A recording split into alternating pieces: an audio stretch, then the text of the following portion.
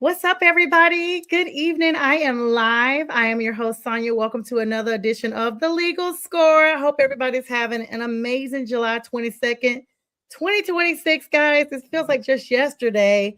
I was telling everybody that we were beginning July, and now here we are almost out of July.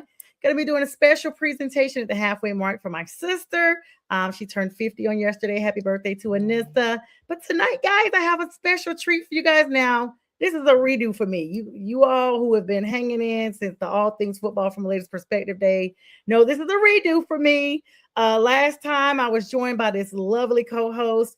I actually had COVID, y'all, and had got it like 3 hours before. Came home, didn't know I had it, just knew I felt like trash, collapsed, and woke up only to her text saying, "Do we have a live show?" Because I'm backstage. And I was feverish and everything. And we got through the show. And that's been almost 2 years ago, y'all. Can you believe it's been literally that long ago? So y'all probably wondering who it is, because some of y'all are probably like, what girl, who was it?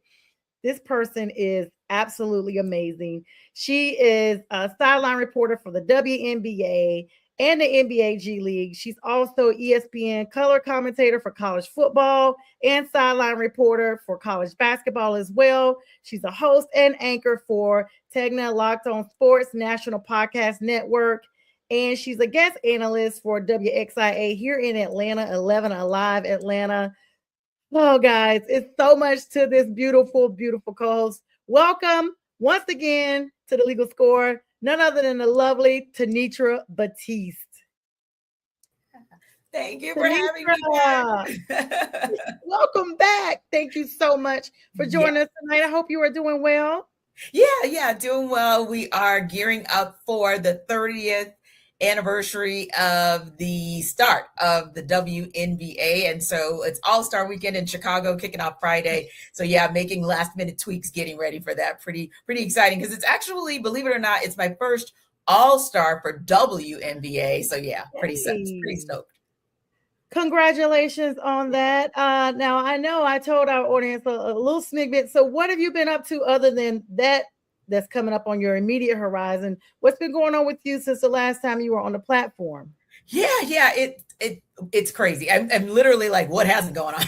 So, or my answer these days is, it depends on the day of the week of the month, and the month of the year. So here in the summer, most of the focus is on the W and doing sidelines for the W, as well as ESPN radio. And it was so fun this summer because I did a lot of their coverage for basketball during the NBA finals, the post-draft shows, and that was a great time. But for me, it's always exciting when I get to touch something that I haven't touched before. So the fever pitch of the World Cup and being able to cover that on air, talking to some of our play-by-play guys and our color commentators, some of the former coaches of World Cup teams, the U.S. men's national and women's national teams, like that was super cool. And so it's always about how we can stretch ourselves and how we can grow. So yeah, good stuff this summer, being able to cover that for ESPN radio. I was going to say, I heard you and I was like, I know that voice. And how exciting that FIFA was here, and yes. Congratulations. It's now over with. Spain, the FIFA champs. I mean, yeah. Argentina and Spain were highly represented here in the city. I actually go to school downtown, so a lot of people right there in the Peachtree Center area. And how exciting was that, Tenitra, for you? Because like you said, always touching something that you haven't touched before is super exciting, and it, keeps the excitement going, and sometimes can test your acumen for things, because it's always something new. Yes. That, you're like, hold on, let me research this because I know this is about to happen, and then there you have it. So super kudos to you. I'm so proud of you for that. And speaking of, I mean, you've covered actually everything from the WNBA to the NBA G League, to ESPN college football, as well as basketball and the Super Bowl, NCAA tournaments. I mean, you're everywhere, and major national events like you just mentioned, FIFA, the most recent. Looking back, what moment actually do you think most has shaped your philosophy as a sports broadcaster, at least up to this point? Yeah, I think really it goes back to the Hawks, which was my first beat, the Atlanta Hawks, working with our local sports radio station, 92.9 The Game. And I started off as a technical producer, meaning I push the buttons that go make the show go on and make the show go off. And I just kept saying, hey, I could do more. And I had some really good advocates. So I always say, we as women, when we find ourselves with advocates, especially guys who've done this before, guys who've played the game and say, hey, she can do this, she can cover, it really does help. So for me, I had advocates at the station saying she can do this. So my first beat was with the Atlanta Hawks, and I covered them for 3 years while simultaneously covering the W, particularly the Atlanta Dream. I mean, I would do it for free, like literally come in sometimes and just produce the games because I wanted the W to have that heightened visibility. So going back to the Hawks, one day I got a call, hey, our on air, our streaming show, our live show that we do pregame, we want to have some guest hosts and we'd love to have you. And so I go in, I do that 1 week, and then they call back and they're like, hey, we like what you did, do it again. They called twice, and then it was crickets. And I was like, oh man, maybe that third show didn't hit. So, but then they called like 3 months later and said that they found a space for me, that they created rather a space for me, and that was in-game analyst. And that really was the game changer. And if I can just say this, I think it's so important for us to visualize what it is that we want. So I would go in that arena, State Farm Arena, and literally sit up top with media, with the reporters, the beat reporters and beat writers. And I would look down on that floor and I was like, how do I get there? I want to get there. I'm going to be there.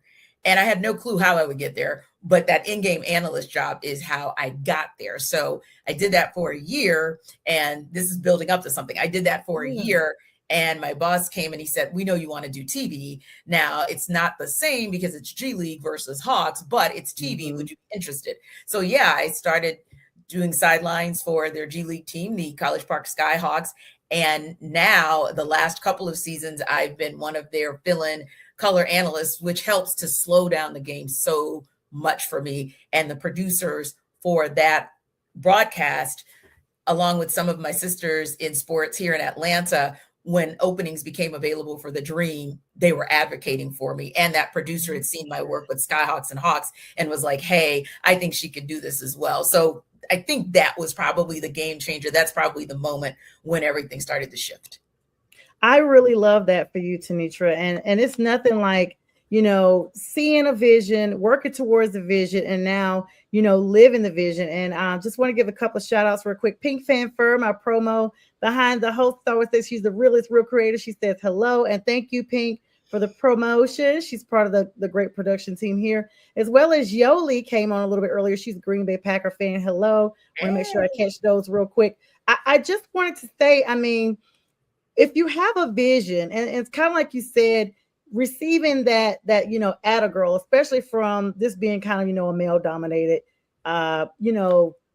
career choice, here and there, you don't see a lot of, a lot of faces, a lot of females, but now, there's a lot of people like me that do it, for fun, podcasting behind the scenes, but to be on a big stage and to know that you were humble enough to receive your introduction where you could at that point, and then to move forward to where you are now, it just shows about, the dedication you had in yourself, as well as, the own self at a girl, like, hey, I know I can do this. I just need an opportunity. And because some people, even in my position, different things, they don't want to accept, okay, this is not really what I want, big picture.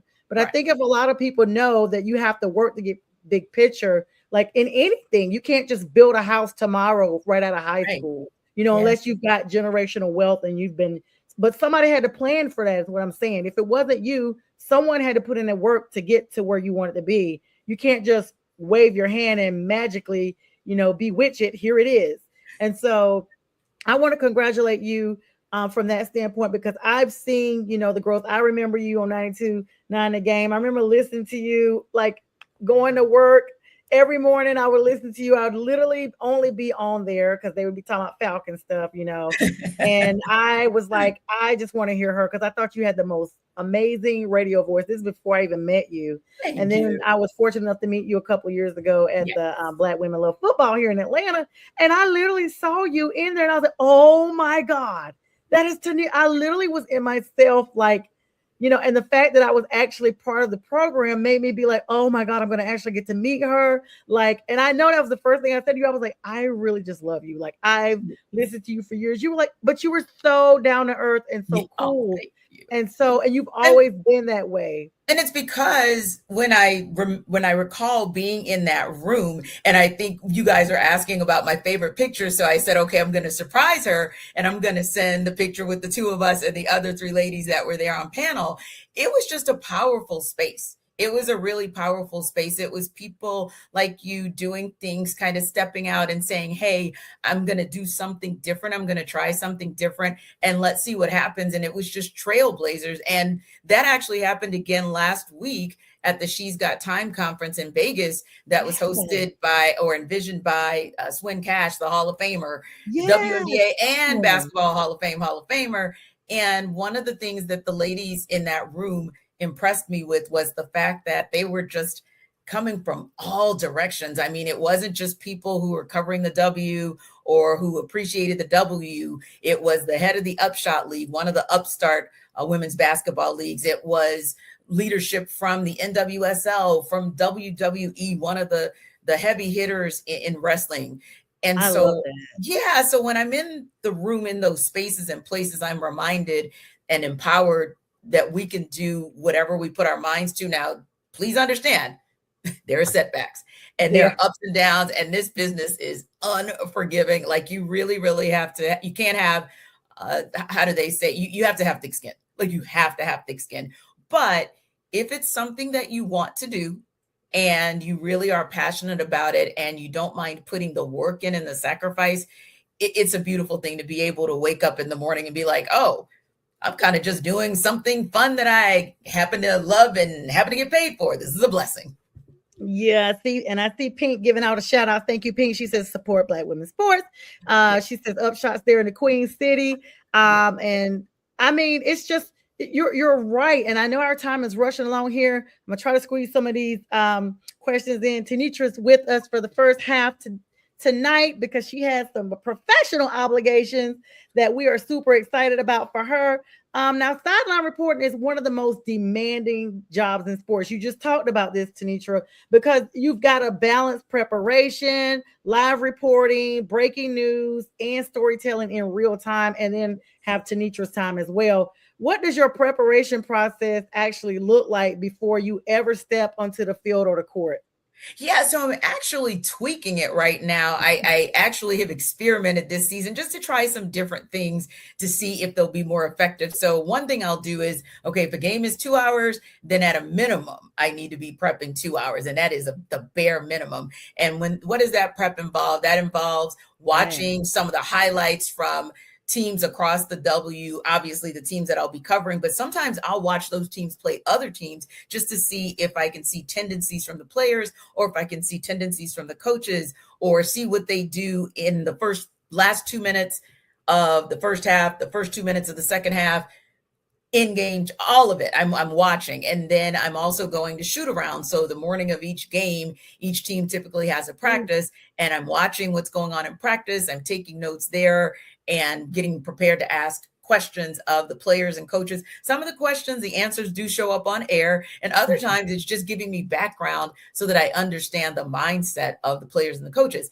The other thing I do, which is kind of sneaky cool, and the players seem to really get a kick out of it, is I go and I check out what they're posting on their social, because it's also supposed to be about fun, right? So we bring that into the sidelines. And then, of course, I'm peering into the huddle during timeout so that I can let you, the viewer, know exactly what's going on, kind of what's the strategy, whether the coach is saying, hey, let's keep doing what we're doing, or this is a reset type of timeout. But yeah, you're always also having that internal clock. Because even now, I already know, I'm like, Tanitra, you've got 15 minutes left.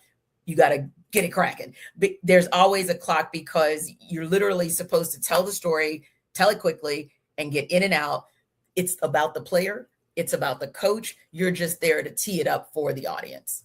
Yeah, and with all of that, so generally speaking, because I know no 2 days are the same. Right. What's a start time and a hard stop time? Do you have a hard stop? Like, this is it. I've got to focus on Tanitra. I've got to self-care. I got to get my rest. I got to binge watch TV, whatever it takes to decompress. I mean, because that sounds like that's at least 12 hours a day. Yeah, it is. And, it starts a couple days before. So even next week, I've got the Friday night game. So Wednesday morning, I'm reaching out to the Seattle Storm because I need to know, okay, is shoot around going to be on Friday, Thursday, or both days? And which days do you want me to come?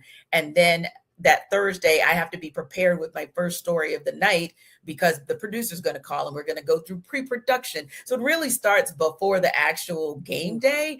Then I start to put all of the things together, what I've been able to research, kind of watching the trends of the last 3 to 5 games for that team, seeing which player has had a good 3 to 5 game run or not so good 3 to 5 game run, and then just kind of stacking on. I get with the play-by-play and color analysts as well to make sure I know, hey, where are you going with your stories to start the game? Okay, and here's where I'd like to go so that we're not bumping heads. We're complimenting one another so that it seems like it's just a conversation. We get to the arena about 2.5 hours ahead of time just so that we can run through everything. We get mic'd up, so on and so forth.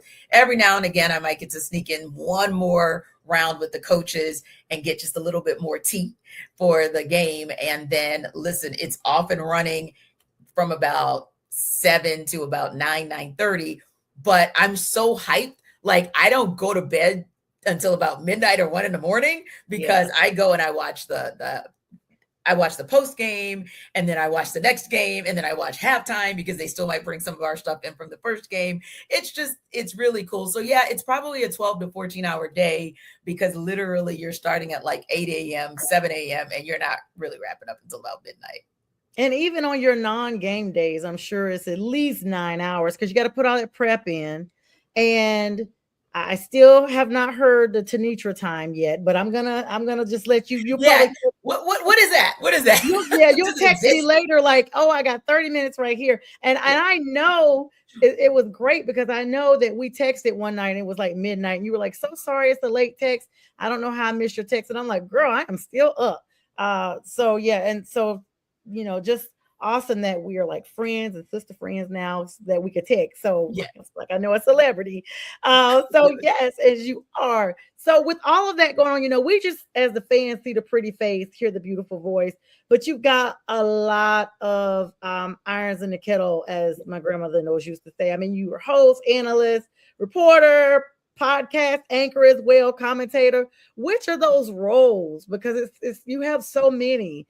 Which of those roles do you think is the most challenging, and not specifically from the fact that it may be challenging to fit them all in? It's really more so about the audience. How do you adjust your approach to the audience with the challenge you may face in any of those roles? Yeah. So the one I love the most is when I am hosting or moderating, whether that is for March Madness coverage, where we do our studio coverage. And that is amazing because I get to deal with or kind of interact with, if you will, analysts from our Locked On Podcast Network, current college basketball coaches, current WNBA and NBA players. And that for me is super cool because I like to navigate the conversation. I don't have to be the one to tell you that I know all the stats.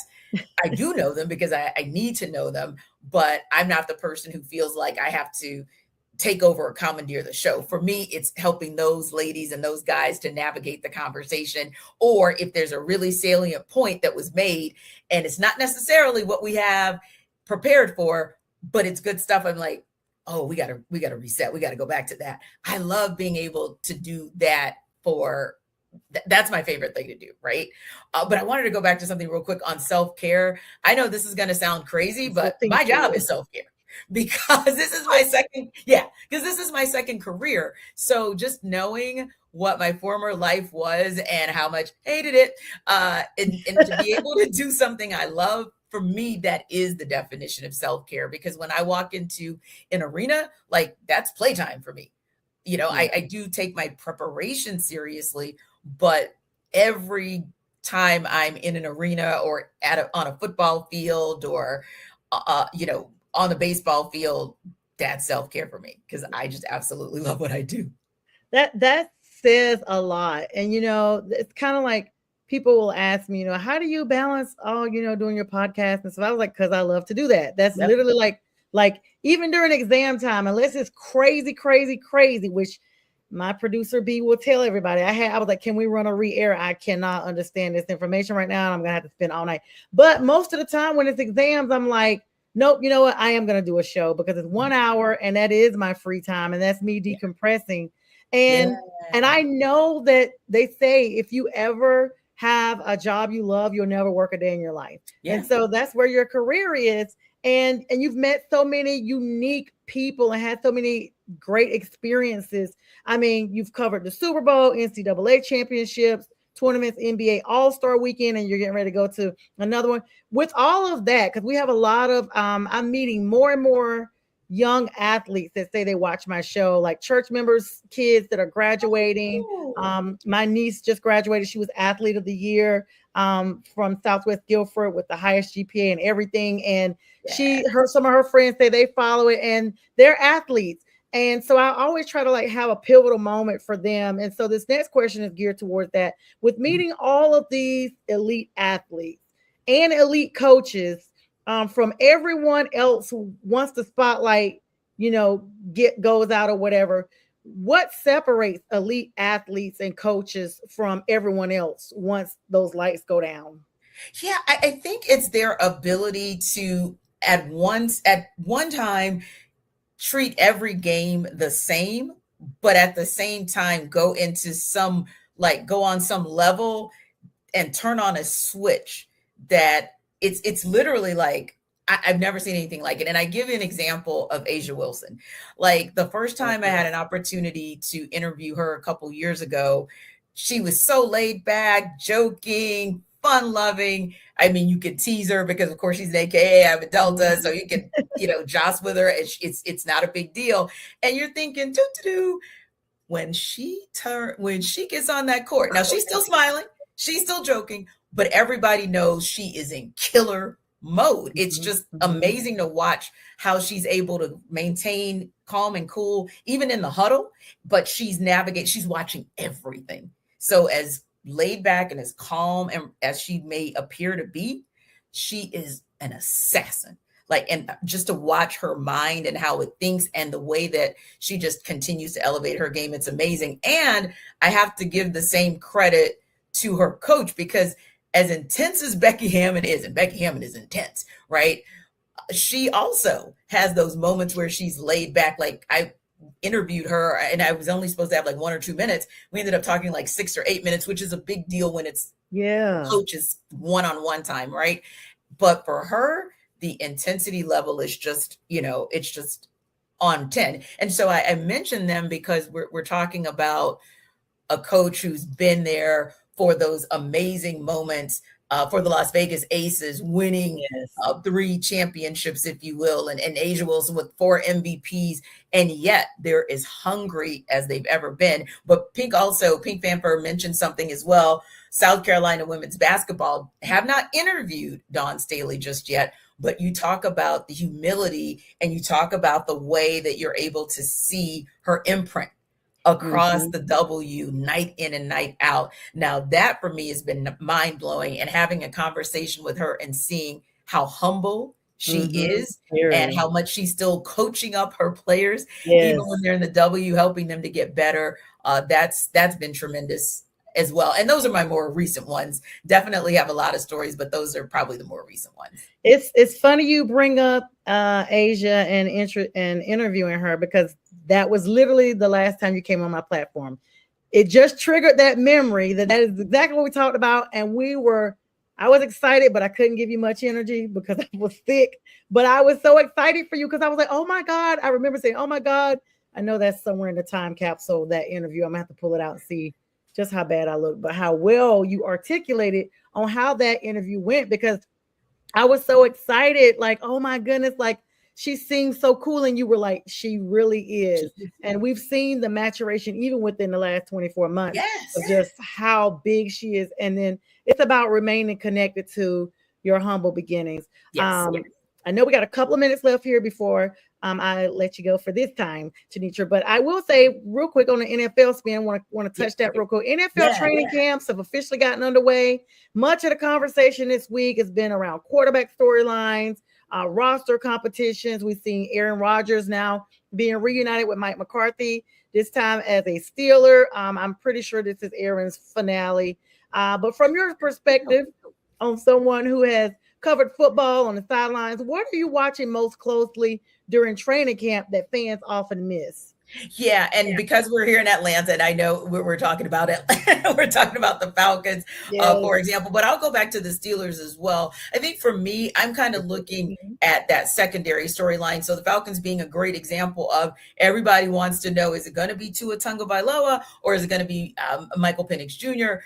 In terms of in training camp, you should finally be able to see both of those guys going head to head, getting reps with the first team, if you will, and kind of seeing who's going to win out in what's supposed to be a quarterback battle. But the reality is, in all likelihood, the Falcons are going to be buoyed by their defense and what happens in particular in their secondary, because they're up front, they actually played pretty well last season, right? So now the question becomes, okay, you've got AJ Terrell back there, and now you have Avion Terrell back there with some really neat, with some really intriguing skill sets, but how's he actually going to fit in with this secondary, and how is Jeff Ulbrich, the defensive coordinator, going to be able to utilize, because he actually has an embarrassment of riches. So I'm interested to see what kind of quote unquote pitch count they're going to be on in training camp, and if that kind of informs us of what the pitch count is going to be for going forward in terms of how he's going to use a boatload of DBs and who's going to actually end up on the other side of the field against AJ Terrell. But I think the other piece is this, and knowing that you're a Panthers fan, you know, this is something that I can kind of appreciate. I think it's always intriguing what's going to go on, maybe not so much in terms of like position battles per se, or like that position battle that you don't kind of know about, but we're talking about the maturation of quarterbacks and whether or not Bryce Young can take that step. Because think about the quarterbacks that we've seen in the last couple of years and what kind of steps they've taken. Is CJ Stroud going to take a step back? Because he took a step back, so he's going to take 2 steps forward so he can go next level. I loved what I saw from Caleb Williams. By the way, I'm probably the only person who, before the end of last, or the beginning of last season, actually said, everybody look out for the Bears. They're going to make the playoffs, and no one should be surprised if they actually win the division. I think that Caleb Williams is someone I'm going to be looking for. So for me, I think because the quarterback position is the one that's so important, it's not so much that I'm looking at the position battles in teams like the Atlanta Falcons, but I'm more looking at individual quarterbacks and what are they going to do? Are we going to see Sam Darnold be able to do it again, whether the Seahawks get there or not? Are we going to see him do it again? You talked about a last hurrah with Aaron Rodgers. I'm talking about a last hurrah with Matt Stafford, because I love me some Rams with the blank them picks. Like that's a philosophy I'm here for. They have grabbed everybody but their mama to put on that roster. And the Rams are my new most hated team, more than anybody else, because they eliminated our player. Like, I just don't. They were so cocky and disrespectful. It was ridiculous, even though we beat them during the regular season. But they are literally selling the farm to show, because the NFC West is the most competitive division right now. The West is the best. I mean, I hate to say it, but it's what's happening. And so, I definitely know that it's a super exciting time. We're less than 4 weeks away from the Hall of Fame game. I'm excited. I'm going to be in Canton. Super excited about that. You can see Drew Brees and, of course, Luke Kuechly, Larry Fitzgerald, Roger Steinbach, and Adam Vinatieri get inducted into the Hall. Long time Roger Steinbach held in there, and now he's going in. Super excited for him.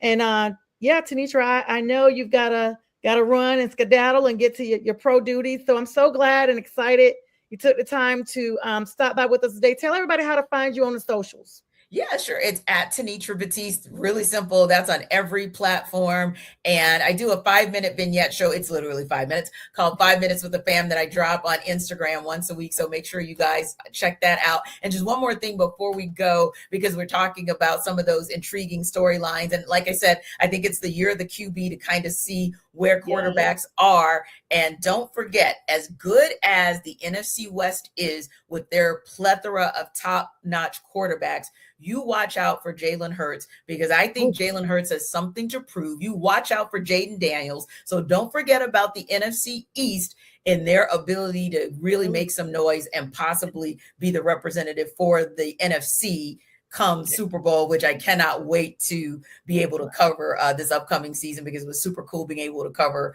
a couple years ago in New Orleans. So thanks so much for having me too. Absolutely. And I will say the East was the beast, but they've since been the least. So as they say, the verdict is still out. You know, I like to say that all the time. And Tanitra, you maybe have given us a forecast again, but I do agree. Jalen definitely does have something to prove.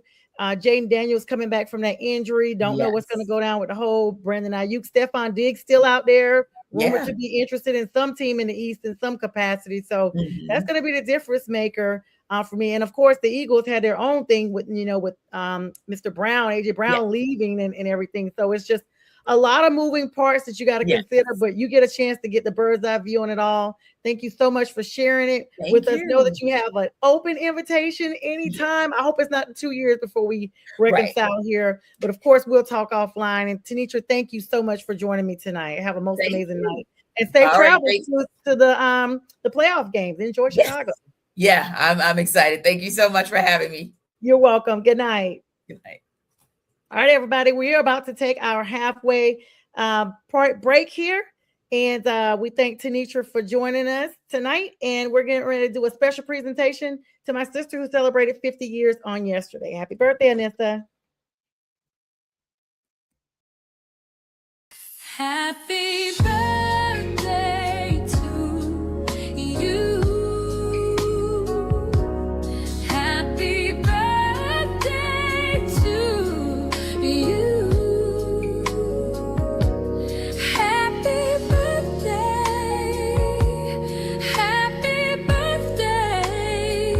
to you.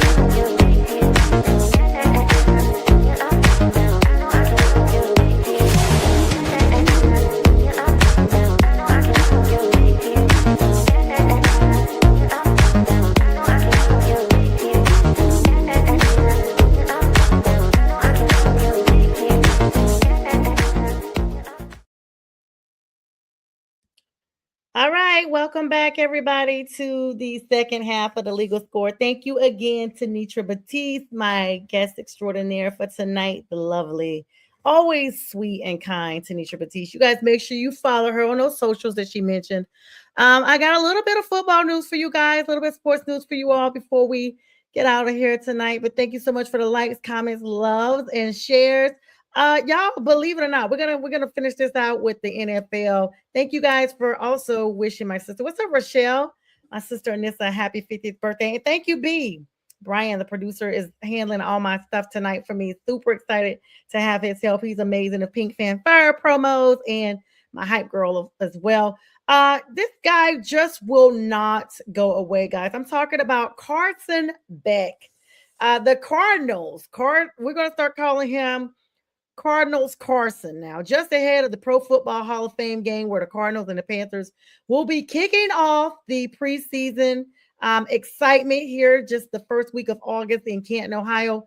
The Cardinals have signed third round quarterback Carson Beck to a 4-year, $7.4 million contract. Now, this is actually with him getting into training camp right now. And training camp's underway. The Cardinals are actually finalizing this deal with Beck that it's going to run all the way through 2029 season. He's 24 years old. You guys remember him from UGA. Then he went down to Miami. Well, he's one of 4 quarterbacks, y'all, that had not agreed to a rookie deal as of yesterday morning. So he's now signed, and congratulations to him. Now this is one of my favorite players, and I was ashamed when I looked him up and saw he had a family and how young he was and everything, but he's one of my favorite players, a very handsome guy, very talented. We saw him miss the entire season of the 49ers last year. Well, he is coming back, guys. Linebacker Fred Warner is going to be the highest rated, and he has been so far, highest rated off-ball linebacker in Madden 27 with a 97 overall rating. It's crazy that he's missed the entire season, but he's still rated that high. 97 over. He's also ahead of Roquan Smith, Zach Bond, and Demario Davis, as well as Bobby Wagner. So he's ahead of all those guys in Madden ratings. Now, I know what y'all want to know about, and I'll get there. I had to wait for Tanitra to bow out because of some of her professional affiliations. I will get to the whole ESPN firings and all this stuff in just a moment. Don't you worry. I'm going to address that. But speaking of firings, hirings, what have you, former Carolina Panthers wide receiver Devin Funchess. Y'all remember Fun, right? He has been training to make the NBA, y'all, and he became the first former NFL player to sign a professional basketball contract after joining the Caribbean Storm of the Colombian Basketball League in 2024. I didn't even know that, you guys. But he's now he signed an 8-year deal, of course, with the NFL. He's 32 now, and he's also played in multiple overseas leagues while working to improve his game. And he's actually expected to make a solid push for playing in the NBA the next season. Super excited for him. Now, the Seattle Seahawks have a lot of stuff going on with some injuries out there.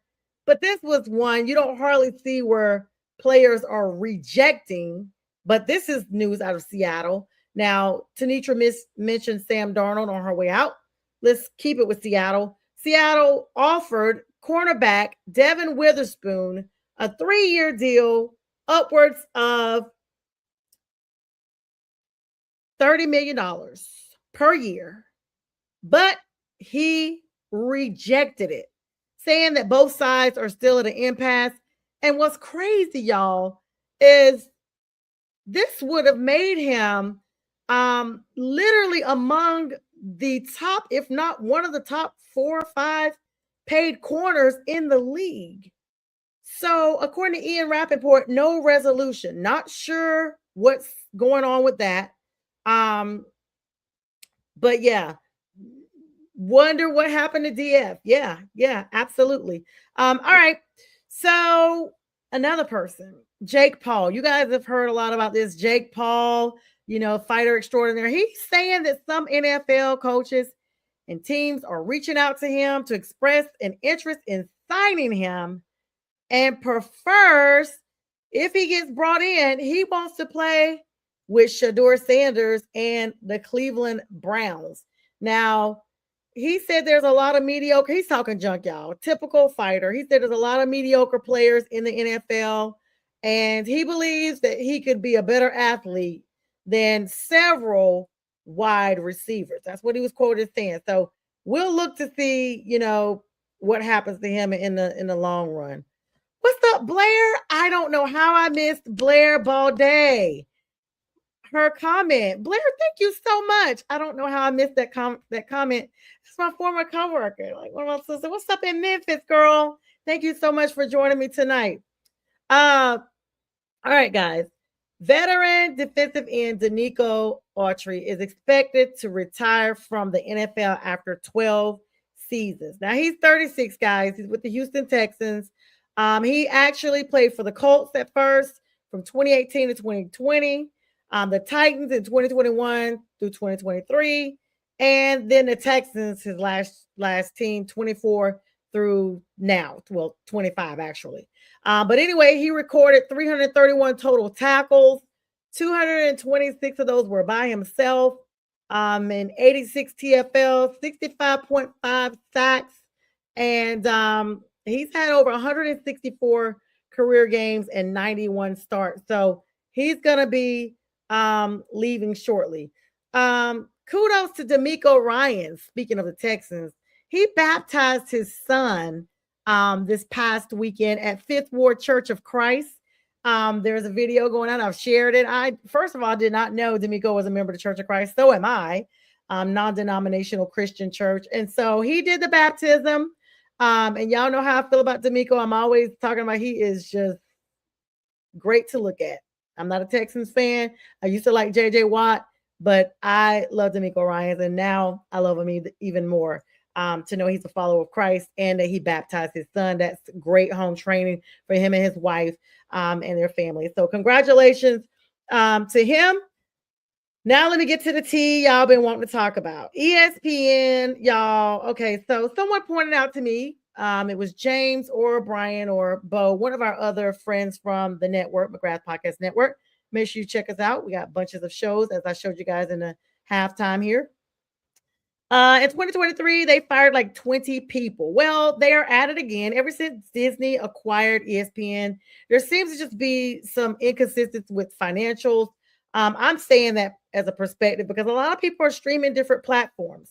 Well, Cam Newton, who had just re-upped his contract, was on the receiving end of the axe this time. He will not be going back to First Take. They fired him. They fired Tom Pelissero, and they also fired Bart Scott. And so a lot of people have been weighing in. Cam has this 4th and 1 podcast that he does. And of course, he talked about it. Everybody's been just like all over the place trying to figure out what the heck? How is it you renew someone's contract and then they're fired? And a lot of people speculated because Ryan Clark also was fired, that Ryan, in fact, was on air. This is the thing that gets me. Ryan was on a live set. He was making comments about the Dallas Cowboys being true contenders and kind of having a heated conversation across the platform about, him being this athlete. Ryan, of course, played with the Giants. Then he played with the Commanders, 2 teams in the same division, go figure. And he played as a safety before he left the NFL with the Commanders. But to basically tell other people on the platform, hey, I'm the athlete. I know how to look at this through a different lens than most people. But it was kind of confrontational because he basically was, like, hush, let me get my point out. Well, they went to commercial after that segment, and Ryan was not back. And so, the internet trolls and social media professionals, they do more investigation than the police do. They, people on the internet know everything. I mean, seriously, it doesn't matter what you are talking about.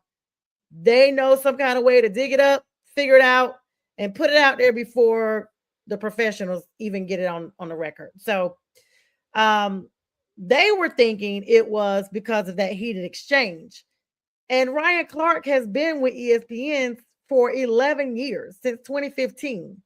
And so it's just odd to know, that he's not going to be on there. And it's part of the revamping process.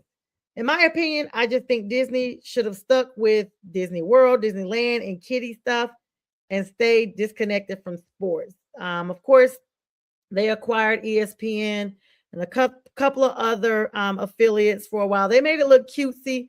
They brought in Peyton and Eli on ESPN Monday Night Football and, did the Toy Story theme and things like that and made it look like, okay, this is a family thing. We're making football more family, which is cool. But now people are losing their jobs. And so I don't know what Cam's going to do. I know he has money, but he has a large family that he's caring for. I'm sure he makes a lot of, endorsements and stuff with his 4th and 1 podcast, him and Peggy, which, by the way, Peggy, if you ever hear this, I really have messaged you and I'm trying to at least get you on the platform. I mean, I probably won't get Cam, even though I met him. I probably won't get him on here, but I don't know. Will I? I mean, he's got some free time now, but I'm really interested to know what your thoughts are about this because it's a lot going on. Like I was telling Tanitra, this is training. The training season is now kicked back off.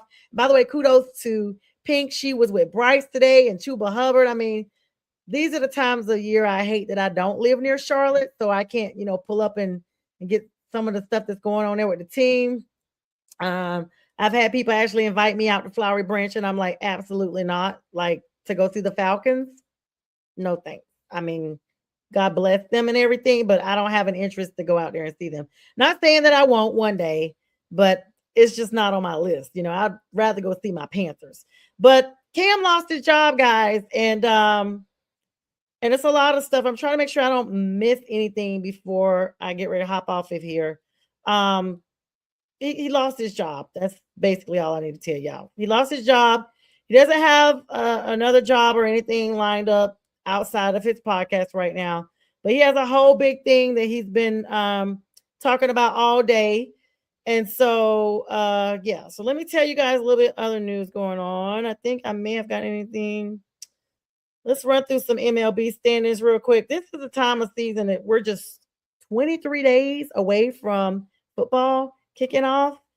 I'm excited about that. I'm a baseball fan when it comes to like just little stuff, but not huge. But I do love the Braves. Do love the Braves.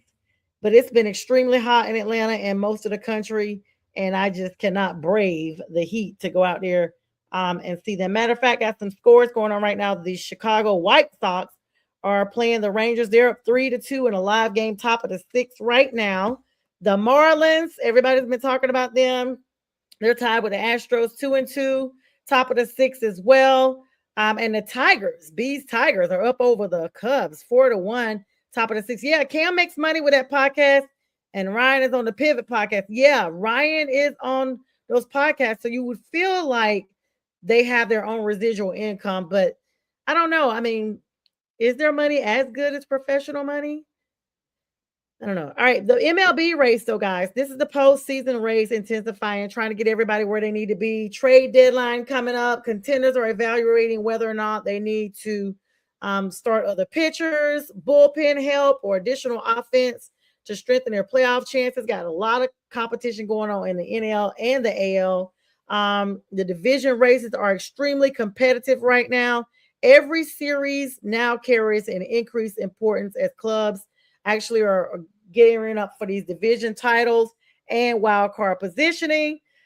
Pitching workloads are a major topic throughout the league on both AL and NL sides because teams are actually carefully managing starters while trying to make sure they're prepared for the stretch run. You guys hear a lot of players saying that they're having these pitching injuries, arm injuries, and all these surgeries and things like that. And so it's like, that's what's up, Pink. And so it's like you got to think about it, Coach Canales. I actually met one of his friends when I was in California, and I need to text him. He's supposed to be trying to connect me with Canales. They're long-time friends. But anyway, yeah. So I mean, this is the time of your young talent coming up. They're trying to get these bullpens out of these farm leagues to try to bring up, just to kind of alleviate some of the pressure off your main starters as they get very competitive for the final push. Several rookies and second-year players are making strong cases to become everyday household names, everyday contributors. And you got to just think about it. This is just what we do. Let me make sure I don't have any other news, guys. I may hop off a little earlier. I usually have all my stuff up, but every time I get off of here, something pops up as soon as I log off. So I just want to make sure that I am telling you guys. Oh, yeah. How could I forget? So I was on Instagram earlier today, and I don't know if this was a parody or what. Everybody's been wondering where LeBron James is going to end up. He's, of course, written his thank you LA letter and said he will not be back next season. And they're making provisions for Bronny to follow him, basically the James father-son duo.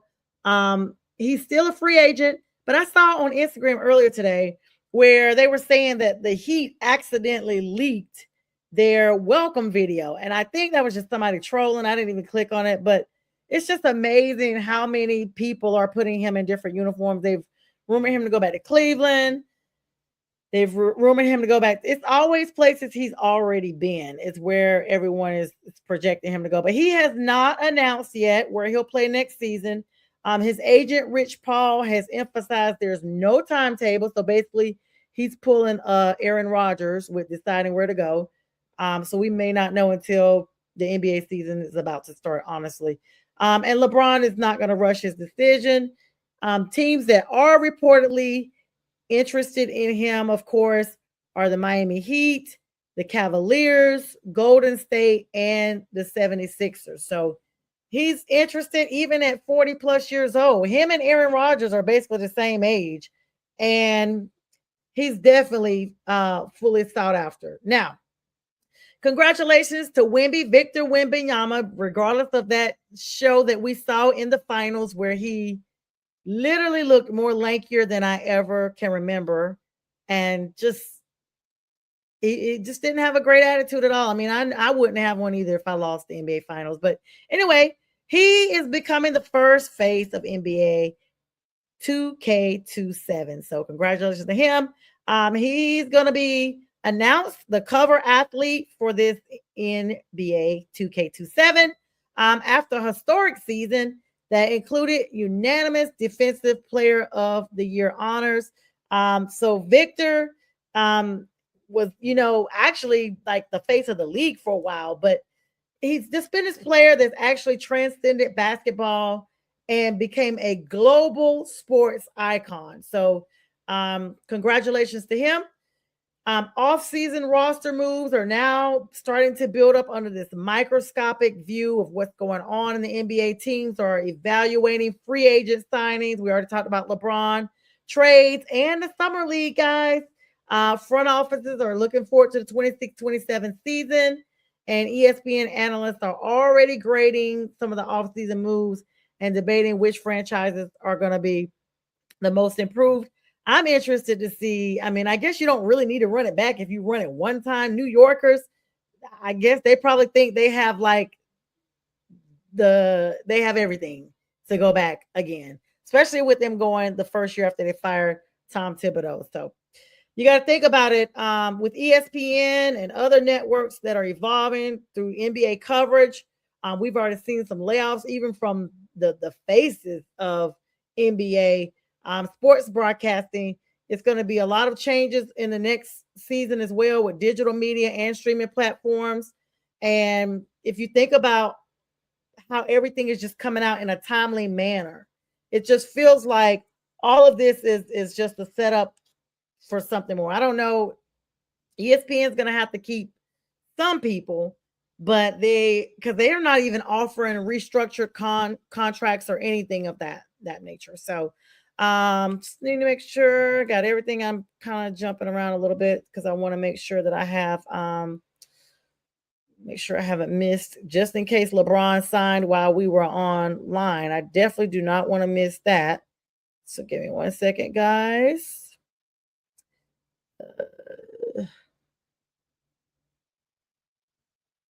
I want to make sure I have everybody's latest news. All right, so latest news before I hop off.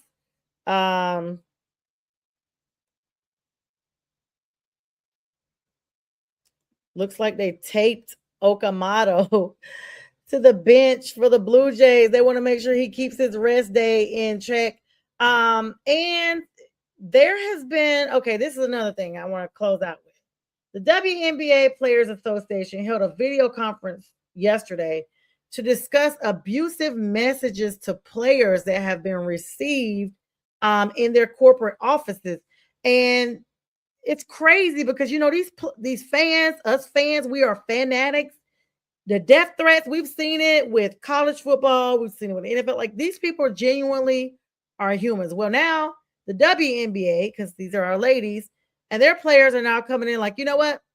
Them and the WNBPA, Players Association, are like, we are not dealing with that. We're going to go ahead and nip that in the bud now because it gets really, really, really, really crazy in the long run. So you got to nip it in the bud now. The Chicago Bears, you guys know they're moving to Indiana. The joke is they're going to be the Hammond Bears. They're moving, could not seem to secure the financing to go north of the city. They're coming off Lakeshore Drive real soon. Well, the Chiefs actually unveiled a planned $3 billion domed stadium in Kansas. They revealed that a few hours ago today. It's scheduled to open for the NFL's 2031 season. So everybody's trying to redo their stadiums except the Panthers. I don't know what's going to happen with that. And the Carolina Hurricanes, my Canes, because they're Stanley Cup champions, they're one of 4 teams that will have their games produced and distributed now by the NHL for the first time in a long time for the coming season. Everybody's going to be following them. Columbus Blues, Jackets, Minnesota Wild, and the St. Louis Blues also will be local broadcasted as well, done by NHL. All right, guys, that's all the time I have for now. Shout out to B Pink, everybody in between. Thank you guys for an amazing night. Make sure you tune in for all of our shows live. We'll be live Friday with the fellas at 9 o'clock on Friday. And with that, I bid everybody a good night.